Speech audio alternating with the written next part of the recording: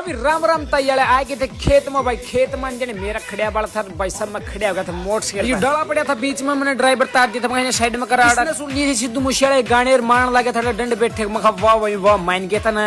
मेरा तो बेरा था, अपना खड़िया वाला था सही से था। देख लो भाई मोटरसाइकिल कुकर चलाऊं, इसकी तो गांठ बांध गई पर रुक जाओ। देखो टैंक था डिपना पाई सवार, फिर स्नैप बना दी एक छोटी सी। फिर मैंने गया था ड्राइवर मैं इसकी बनाती थी, मैंने नागण मखा चल चल मखा छोरी मेरे गेल चाल मा गेल डे पाट रहे थे पछे। ड्राइवर ने बोले मैं चलाऊंगा जी आप पीछा जाओ। फिर मैं बैठ गया था अपनी स्टाइल में, मखा चलन दे नहीं मानो लात पेट मोटरसाइकिल चला लिया। और ये थे परेशानी का टैंकर खराब हो रहा था भाई। देख लो अपना पड़ोसी खड़ा था खेत में, मैं बैठ गया था बैठ के लेडीज के डाल मखा चलन दे जी। फिर आ गए थे भाई आप प्लाट में, ये भैंस थे राम राम करके मखा गई और बाबना बलद बैठे था। वहाँ बलद के 5 करने पड़ेंगे चाल की मैं राम राम लगता रहा ठीक ठाक से मैं हाँ ठीक ठाक है।